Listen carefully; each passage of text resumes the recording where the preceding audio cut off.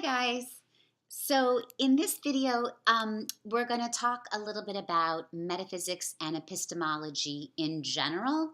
And in the next 3 videos, we'll cover the specific articles that we're reading for this unit, which are the Plato article, the Descartes article, and then the Code article. So I just want to give a little bit of a background about what metaphysics and epistemology is, so that hopefully when you watch the other videos and read the articles, you'll be able to make sense of it in your head. So metaphysics, metaphysics,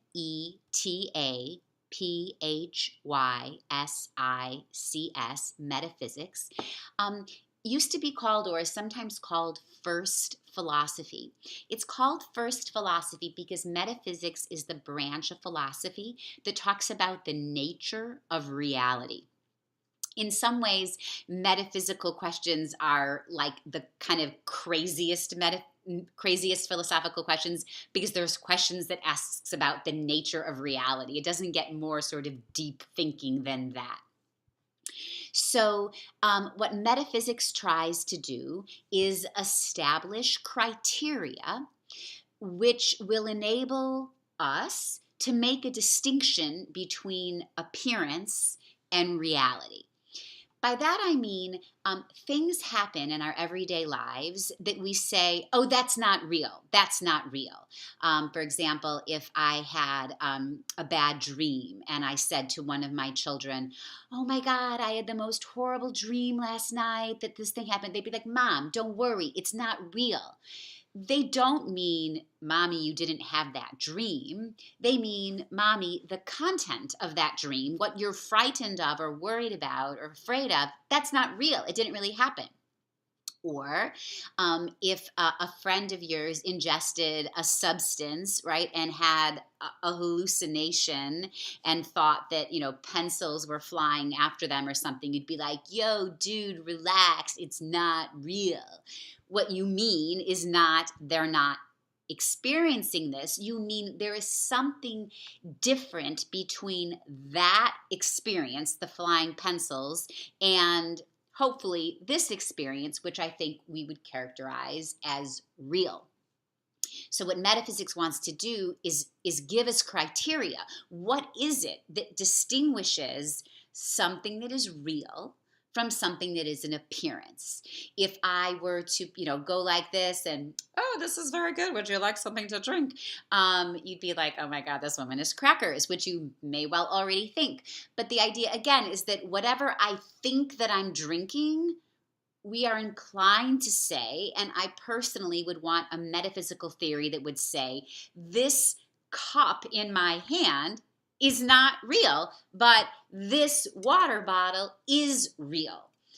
So that's the idea with metaphysics, is what criteria should we use which allows us to distinguish between appearance and reality. For example, materialism. Materialism is a metaphysical theory that says that in order to be real, you need to be made up of matter. And if something isn't made up of matter, then it's not real. So why is this water bottle real, but this cup isn't real? Well, because this water bottle is made up of matter, but this cup isn't.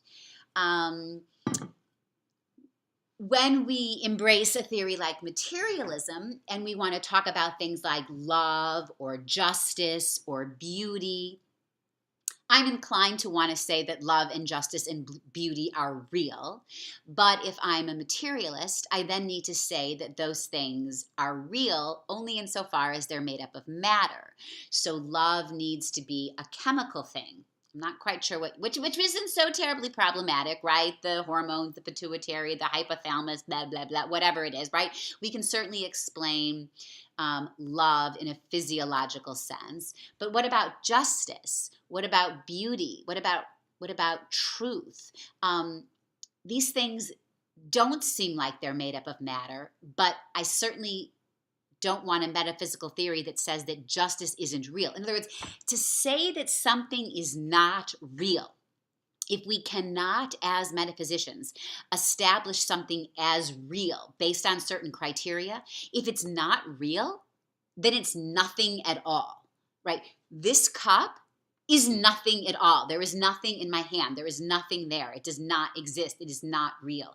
So if I cannot give you criteria to say that why justice is real, then it's nothing at all, or it's whatever I think it is, and I'm inclined to want justice to be something actually, not just what I think. It's kind of hard to explain. So another possibility is a metaphysical position known as idealism. Idealism is a metaphysical position that says what's real are things, are thoughts and ideas. So in order for something to be real, it has to exist in your mind as a thought. Here, it's difficult to say that there is an objective reality. Reality in this idealism sense becomes more subjective in terms of what exists inside your own head. There's then a third position called dualism, D-U-A-L-I-S-M, dualism, which says that there are two distinct realities, a physical material reality and an idea reality, which works for explaining a human being, right? Our next unit, we're going to talk about personal identity. What is the reality of my identity? It makes sense to say, oh, well, I've got a body and I've got a mind. And by mind, we mean something other than brain. The problem with dualism is we're characterizing two utterly different components of reality, one thing matter and another thing mind, which is immaterial. But then it's unclear how something immaterial, namely the mind, would affect matter. Like there's an orchid here in the background, whoop, right there. I don't know where it is. There. Anyway, can my mind affect matter? So when it's appealing in one sense to make a distinction between sort of realms of reality or categoricas of reality. Some things are real in one sense, like justice and beauty and truth, and other things are real in this other, like physical sense. But then when we try and say how those two worlds interact, that becomes difficult. It's something known as the mind-body problem. So that is a little bit about metaphysics. So if I want to make a metaphysical claim, I'm making a claim about existence. I'm making a claim about what exists and what is real in the universe. Epistemology, E-P-I-S-T-E-M-O-L-O-G-Y, epistemology is the category of philosophy that talks about knowledge and certainty. In other words, how do we know? And when philosophers use the word know, capital K-N-O-W, they're talking about certainty.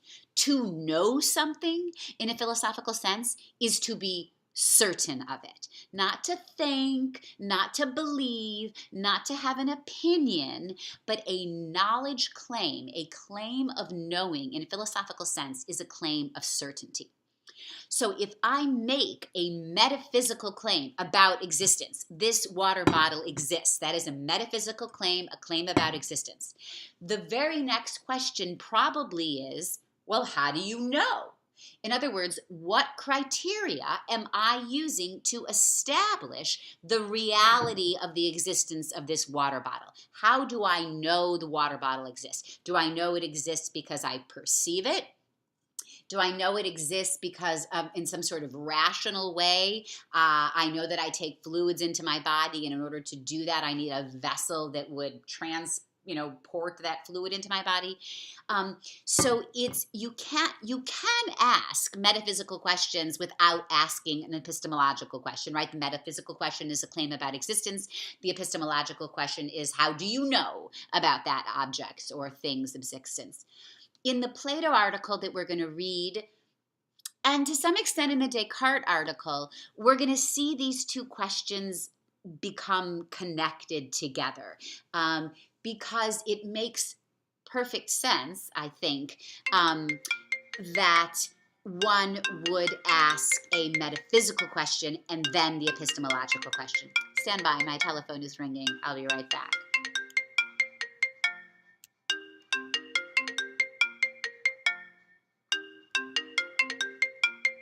Trying.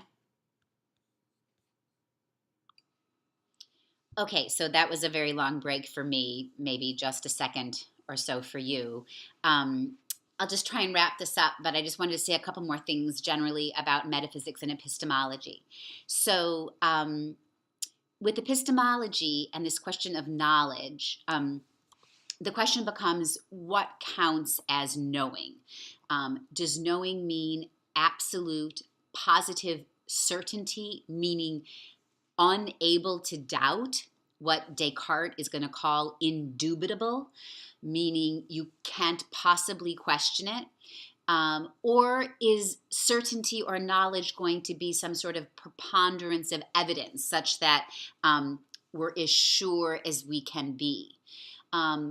One thing in common between metaphysics and epistemology is that traditionally claims of reality, claims of something being real, are going to be an indication that something is permanent, unchanging, eternal, and universal.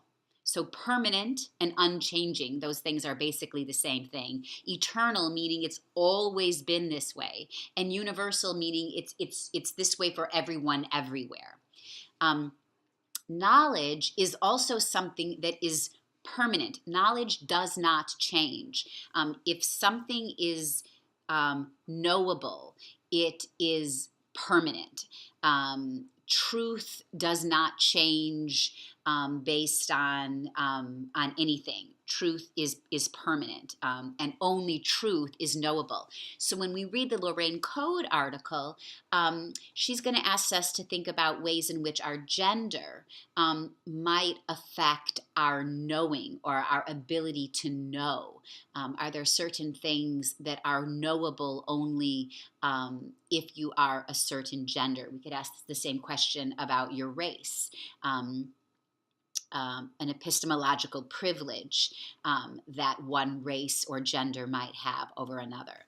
So these are concepts that we're going to be dealing with in the various articles we're going to look at. The next video, theoretically, that you're going to watch is going to be about Plato's theory of knowledge, and that's going to mostly come from the Republic. So I will see you in a little bit when we talk about Plato. Okay, see ya.